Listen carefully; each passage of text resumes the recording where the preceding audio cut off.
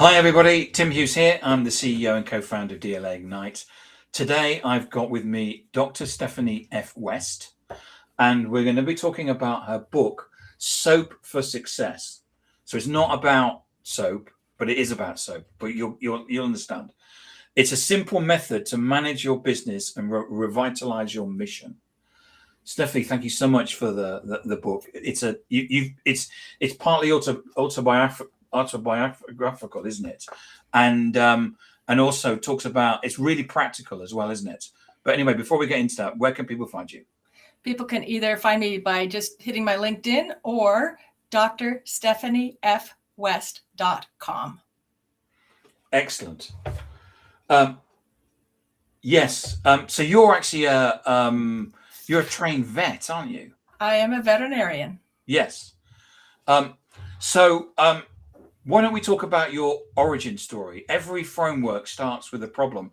What was the specific messy moment in your career that led you to realize businesses needed the S.O.A.P method? Well, first of all, at first I was just using it. I fell into it because it's similar to the training I had as a veterinarian to have a logical thought process to analyze a patient. And so when I was managing businesses, I fell into that as the logical thought process to analyze the business. And I continued to use it. But then as I got along in my career and people started to ask me to support their businesses, and now I'm consulting and so on, I realized that logical thought process that I just fell into, not everyone knows about, not everyone follows it. And it was really helpful when I shared it with people.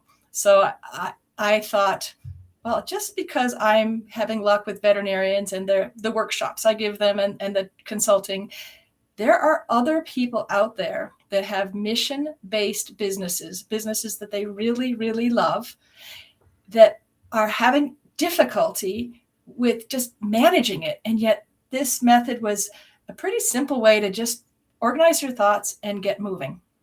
Because you talk in the book, don't you, about how and I should say that no dogs were harmed when we were doing this podcast.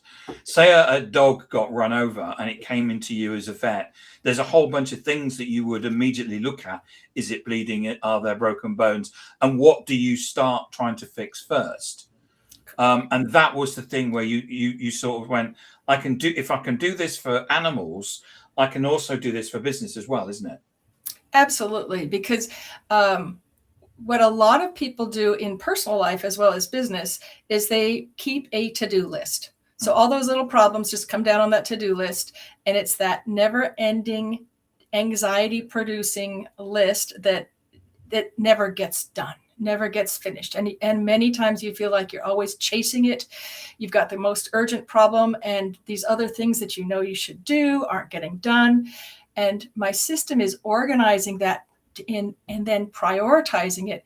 Just like what you said, an injured patient, we triage or prioritize the patient. So we do the most important thing first. So for your patient, if he's not breathing, you get him to breathe again. And then you can work on the other things. And business works the same way. And I found once we could sort of uncollapse all those things that are floating around in people's to-do list and really come up with analyzing what is the most important thing to do now that meets my mission, moves my business forward the way I want it to move. For those new to your work, can you break down what S.O.A.P stands for and why these 4 pillars are the detergent for a stale business? Oh, no, that was a really good little thing there. Did you like that? So S.O.A.P stands for subjective, objective, assessment, and plan. So and that's subjective.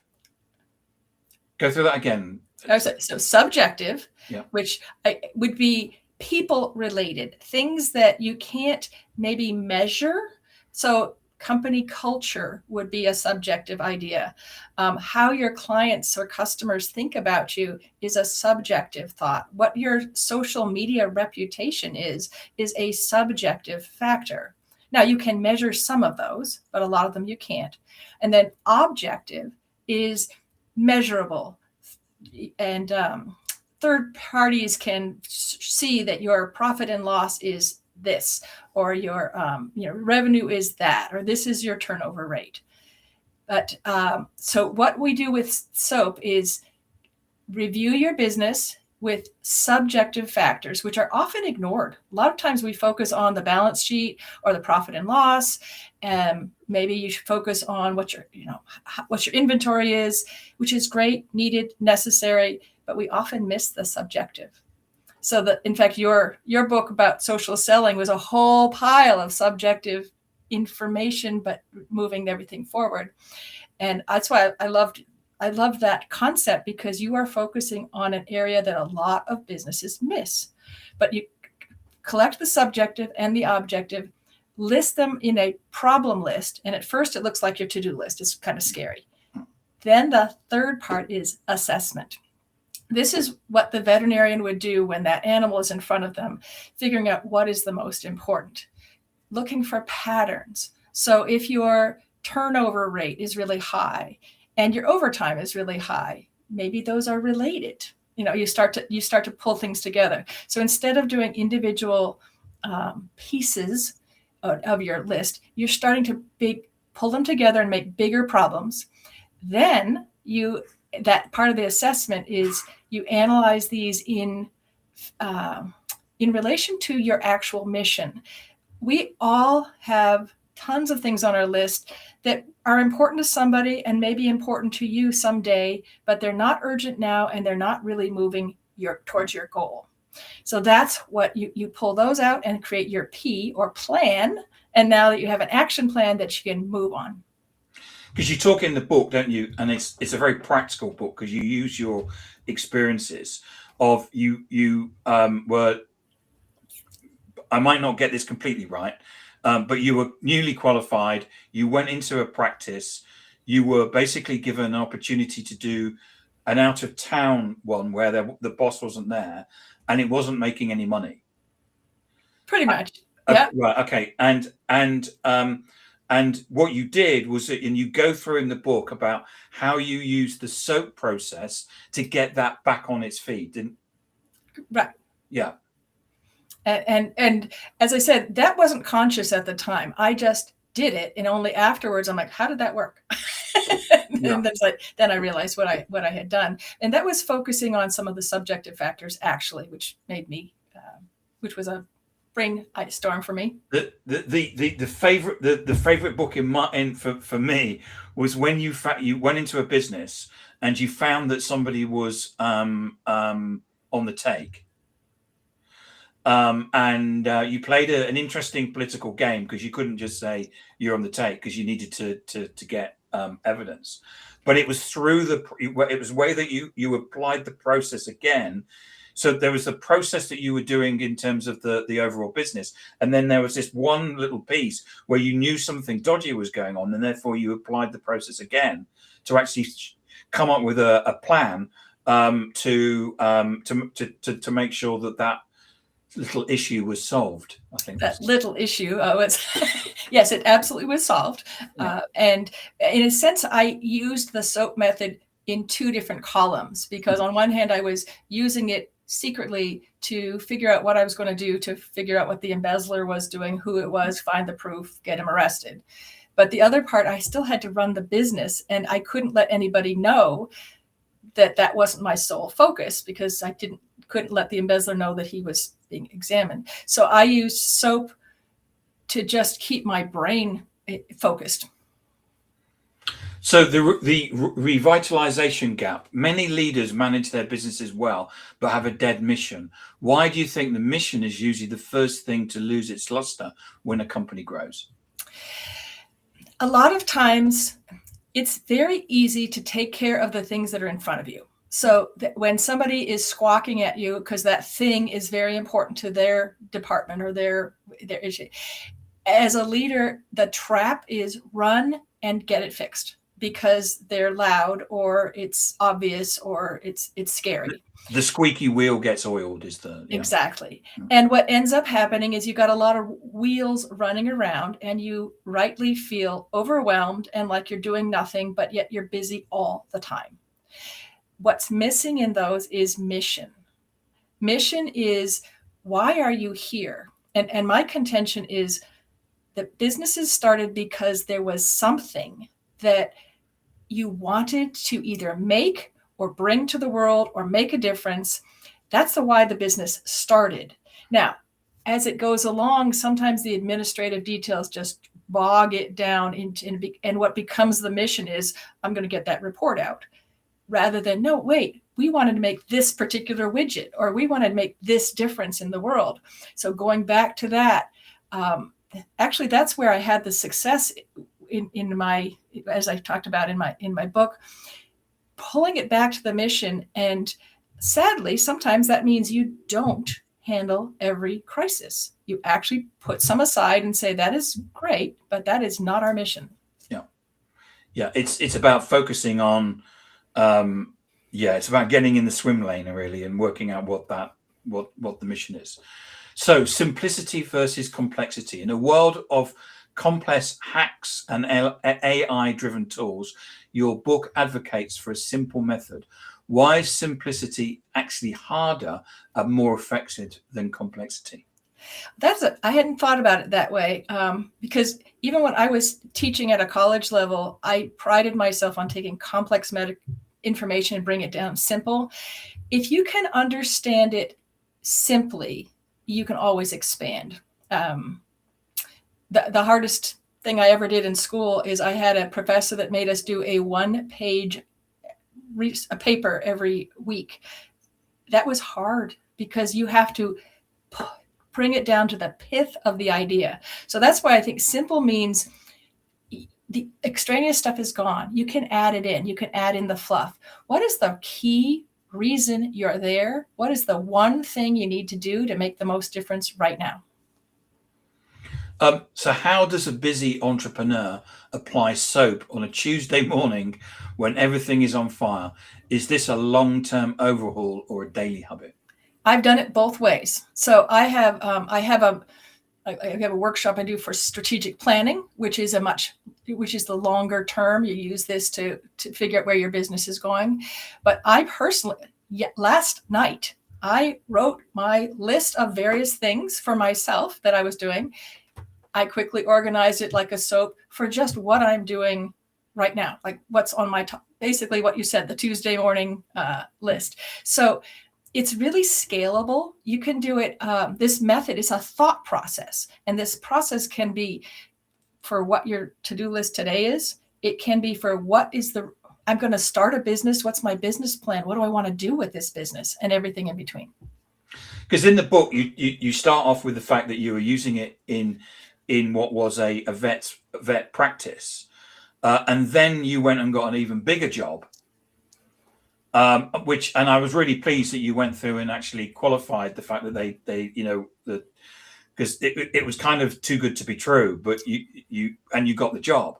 But all of a sudden you were just in a just completely different league, weren't you, in terms of complexity of the situation? But you went back to the SOAP method. Correct. So the SOAP method that I used when I was managing a small little clinic with a few people, the thought process worked just as well when I was managing multiple hospitals in a huge organization, because the difference was sometimes my little problem list was I had more than one. So when I was managing multiple people, I had a SOAP list for each of the managers that I would then go over with that manager so that they had power over their area of expertise. So in other words, making it simple so that my lists were, okay, we're going to talk about Tim's department right now. So Tim and I are going to talk about Tim's department. So when you work with leaders, which part of the SOAP process do you usually struggle with most, and how do you get past that hurdle?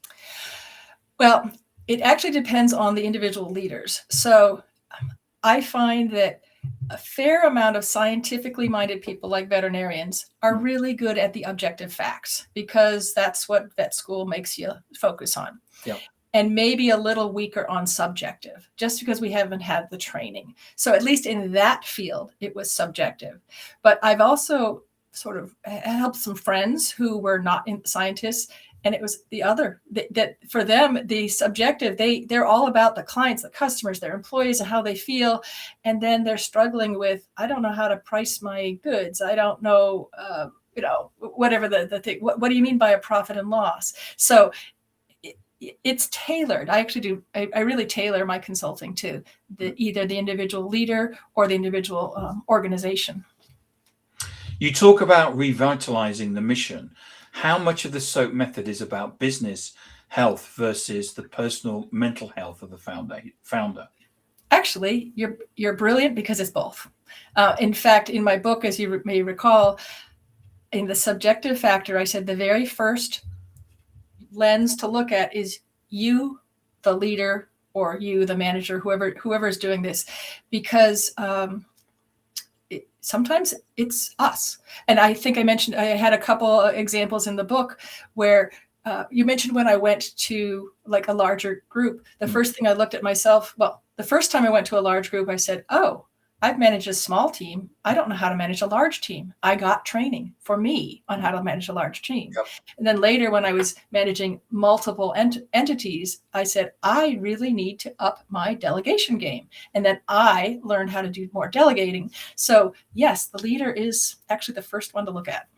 It was interesting because when I was reading that, the first word that came into my head when I heard that you got that new job was, I was going, delegation is the. How can a leader use your method to get the entire team back on the mission rather than just fix things at the top? Well, that might be. It might be that the first thing on your problem list, if you recognize that you don't have a mission, that has probably triaged to the top of your list to work on.